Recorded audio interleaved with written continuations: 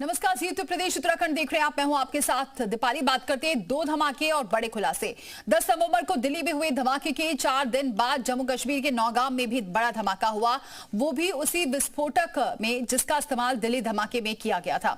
इन दोनों हमलों में क्या कनेक्शन है, बीते 5 दिनों में हुए इन दो धमाकों की जांच क्या बताती है, देखिए जी उत्तर प्रदेश उत्तराखंड का बड़ा खुलासा।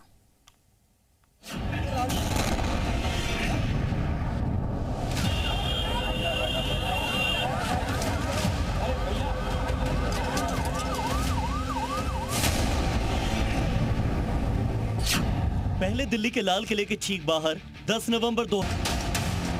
जानते हैं सीएम योगी के इसी ट्रैक रिकॉर्ड को देखते हुए दिल्ली धमाके की साजिश में शामिल 5 डॉक्टर कांप रहे हैं। बेशक यूपी के 5 डॉक्टर इस वक्त जांच एजेंसीज की गिरफ्त में हैं, मगर पीछे इनका परिवार हर आहट पर सहम उठता है, क्योंकि किसी भी वक्त डॉक्टर शाहीन के घर पर बुलडोजर दस्तक दे सकता है, किसी भी घड़ी डॉक्टर आरिफ के घर को बुलडोजर रौंद सकता है। घबराहट डॉक्टर परवेज अंसारी के परिवार में भी मची है, किसी भी वक्त इनका घर भी जमींदोज हो सकता है।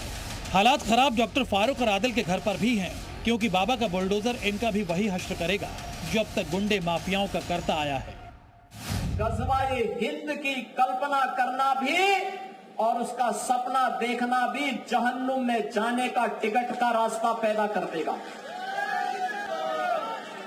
अगर किसी को जहन्नुम में जाना हो तो गज़वाए हिंद के नाम पर अराजकता पैदा करने का कुत्सित प्रयास करें, और छद्म रूप में जो लोग इस प्रकार की गतिविधियों में लिप्त हैं वे भी कान खोल करके सुन लें।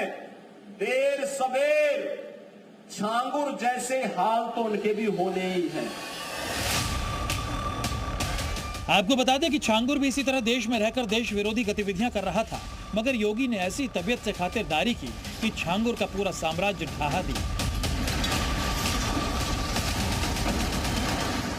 मगर इन सफेद कॉलर वाले डॉक्टर्स का गुनाह तो छांगुर से कहीं ज्यादा संगीन है, क्योंकि इन लोगों की साजिश के तार न केवल दिल्ली तक फैले थे, बल्कि पता यह भी चला है कि इनका टारगेट यूपी में काशी और अयोध्या भी था।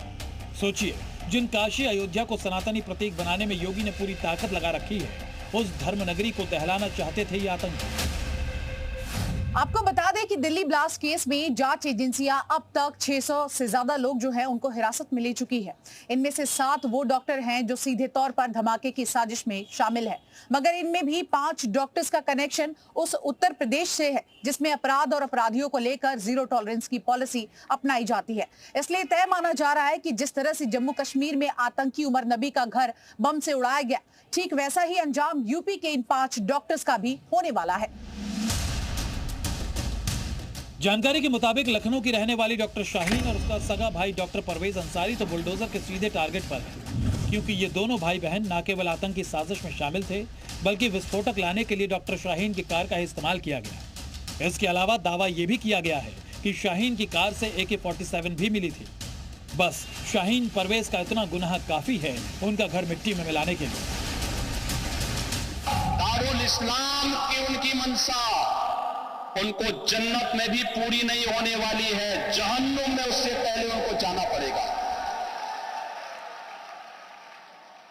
भूल गए लोग, ये नया उत्तर प्रदेश है, नया भारत का उत्तर प्रदेश। अगर यहां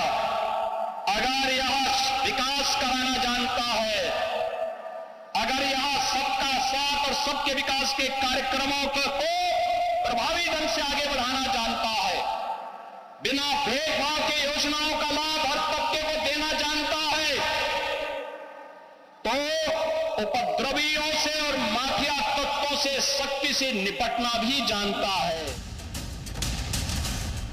बताया जा रहा है कि सहारनपुर से पकड़े गए आदिल अहमद के ठिकाने पर बुलडोजर एक्शन हो सकता है, जबकि कानपुर का डॉक्टर आरिफ किराए के मकान में रहता था। खबर है कि यूपी ATS दिल्ली ब्लास्ट में शामिल इन सभी संदिग्ध डॉक्टर के हर कनेक्शन को तलाश रही है।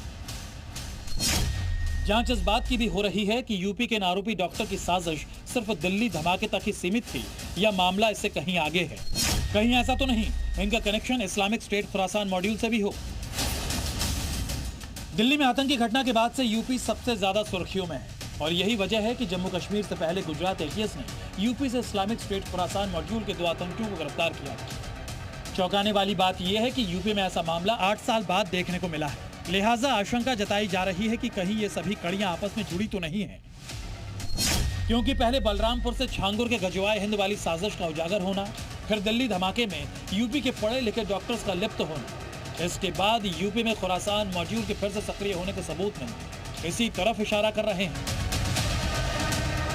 हालांकि इसकी तह में जाने के लिए यूपी एटीएस ताबड़तोड़ छापेमारी कर रही है, खुरासान के नए मॉड्यूल का पता लगाने की कोशिश कर रही है। मगर एक बात तय है कि इनकी जड़ें कितनी भी गहरी क्यों न हो, यूपी की जमीन में कितनी ही अंदर तक क्यों न फैली हो, योगी उसे फिर से पनपने नहीं देंगे।